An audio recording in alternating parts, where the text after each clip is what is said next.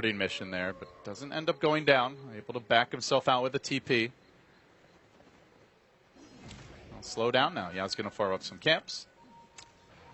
Na'Vi probably just waiting for that next Roche respawn. And I guess the big question, Gods, is can Na'Vi contest it? Can they go into the pit, fight LGD head on, or are they going to have to just let them take the Aegis and then defend the high ground? I think they definitely can contest LD, and I think it's a good idea to try and make that play. They have a better shot fighting around the Roshan pit, I feel, than just defending against a slow, methodical LGD siege with an Aegis Tiny, who's going to have an Assault Crest for the next push as well. So, to me, I think they really want to try and finish out Salzag Scepter. Dendy's even giving him the jungle farm over himself to try and do so, but he's 80 gold away, but look who's running down mid right now. He needs the point booster still. He's actually you're right. He's even further than that, so it's actually quite a ways for Artstyle. It's only got the 2 components. Yeah, it's going to be sometime.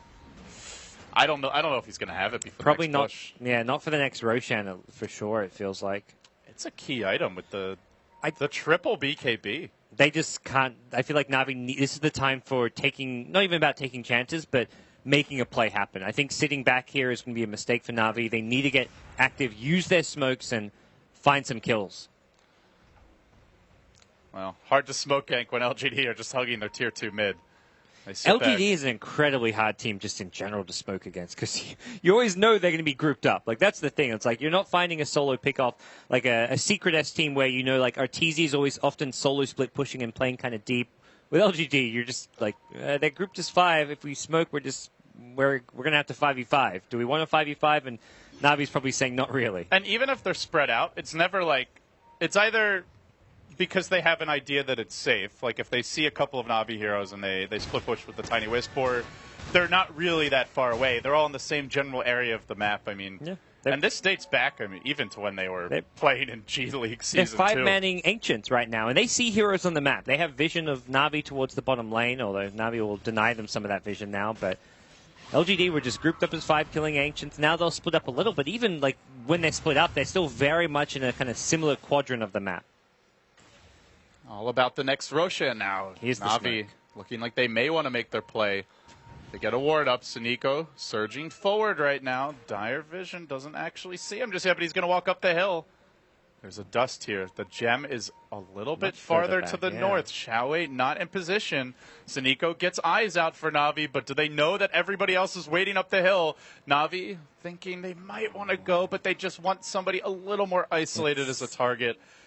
Very hard to go in a Tiny when there's an Irising somewhere behind him. And maybe even a Dazzle, potentially. And all the while, there's a Tiny Illusion top lane just clubbing down this range Drax. Maybe was just baiting there. Like, even if you get him with a Blink Hold before he BKB, so you can actually dump your SF damage on him, like you Blink Rec Room, it's not going to end well. LGD's turn to smoke. Oh, they're wrapping around. Suniko.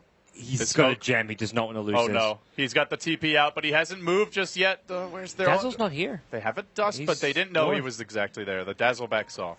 Yeah. Dazzle's the one with the... Spirit Breaker is dust and Dazzle's the gem, so... Still, they lost their ranged Rex. Just the illusions of maybe picked up the rune earlier, doing their work. And they're still hunting Suniko. Oh, God, they found him. Avalanche coming through. Where's the spirits gem? Reveal his position. Where's the gem? The gem not quite here yet. Xiaowei trying to get in position, but the call down coming through. Suniko, he barely escapes.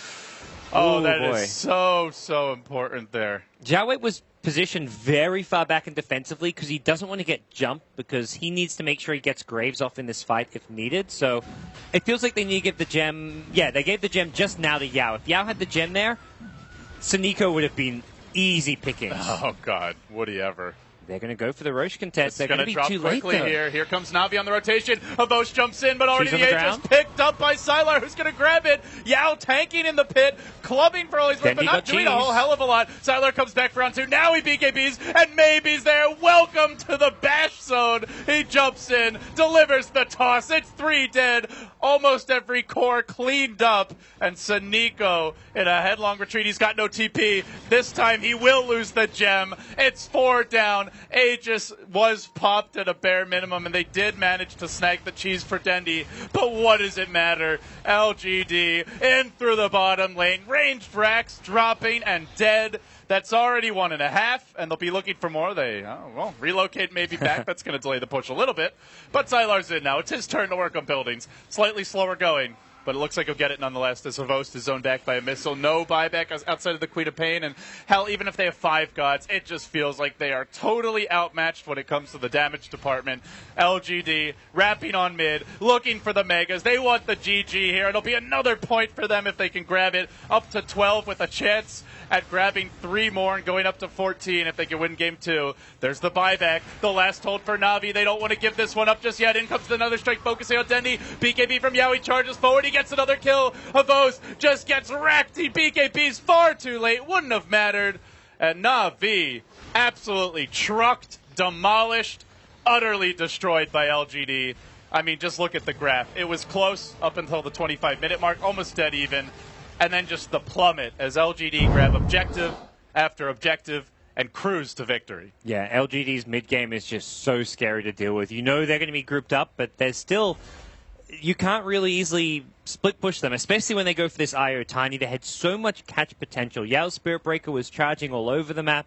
Saniko had a tough game, and he ended up 2-10 on the Bounty Hunter, but it was very hard for him to move anywhere. If a Sentry Ward ever caught vision of him, he got charged, and it was easy kills for LGD, who just punished Na'Vi countless times just for going on slight kind of like expeditions to get information and just scouting intel. It just wasn't working for Na'Vi.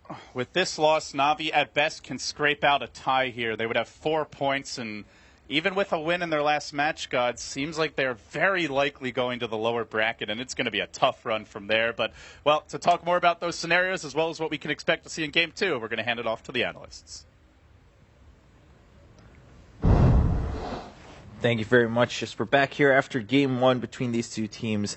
Na'Vi going up against LGD. And going forward, I mean, we knew that it was going to be a hard matchup for them. I mean, sure, you want that 2-0, but it was going to be a monumental task.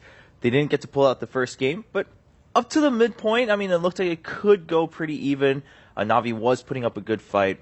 How did you view that game, Syndrin?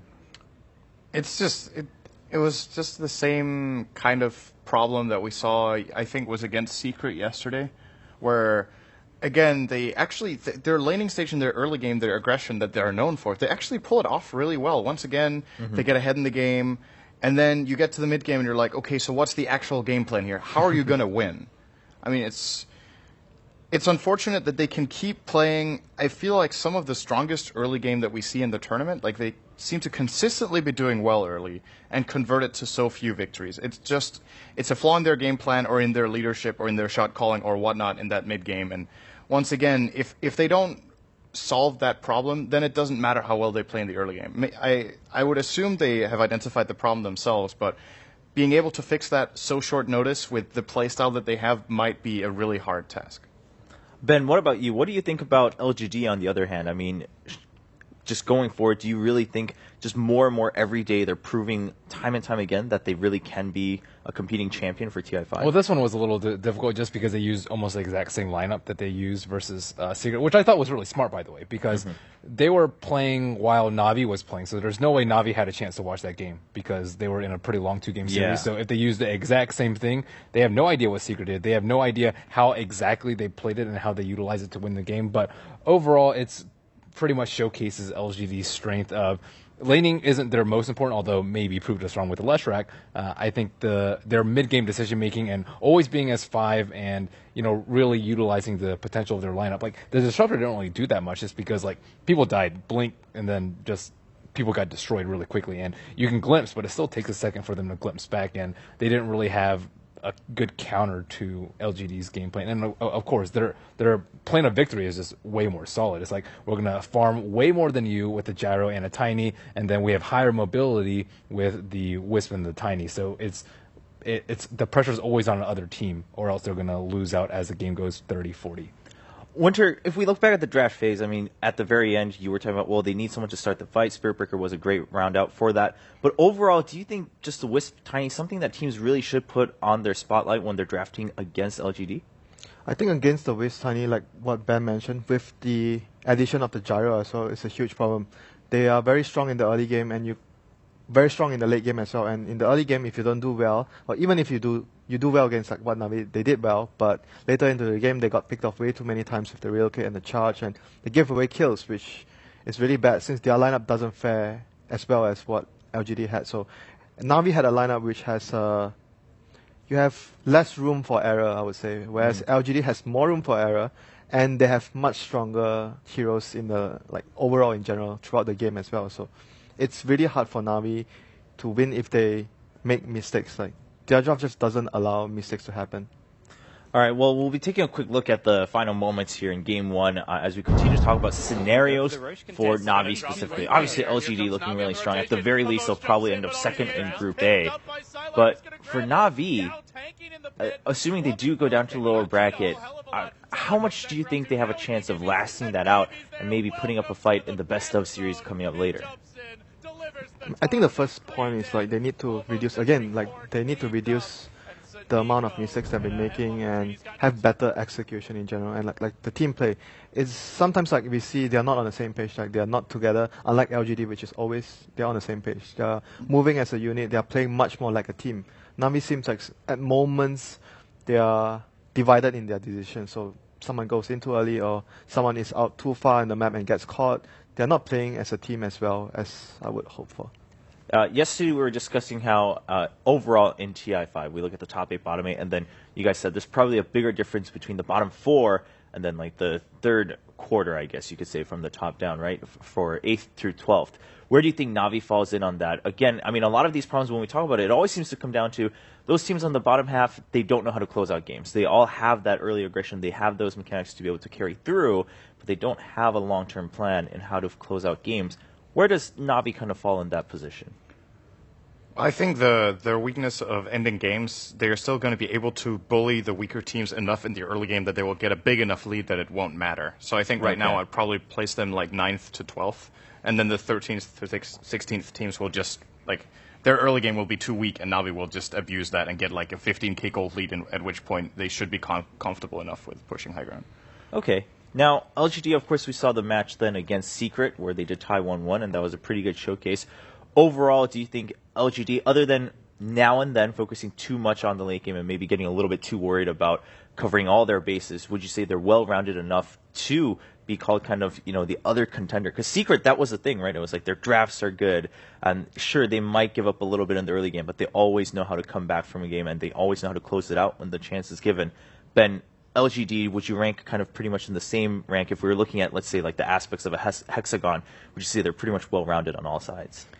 I think so. I think the main weakness I saw in the game that they lost was when you catch them by surprise, they're not as quick to adapt. I think when the game goes in, Xiaowei probably gives them a game plan and probably preps them on what's going to come up, how the supports are going to move, what they should be doing, and where he expects Secret to be. And then when Secret are in a place where they don't expect them to be, they don't converge and they're not as crisp in their execution or in grouping up. So I think you just have to play very unexpected. And again, the high ground push, I thought, and even the T2 tower push, it's oh my gosh, they're grouping up. They're scrambling. They get everyone together, and then it's too late. So I think that it's great that they have a unified game plan, but when things don't go as expected, they're clearly at a loss as to what to do instead of relying on their own innate abilities. I'm not saying that they're trusting too much in Xiaowei. It's just they have to be better prepared for the maneuvers that the opposing team is going to do. And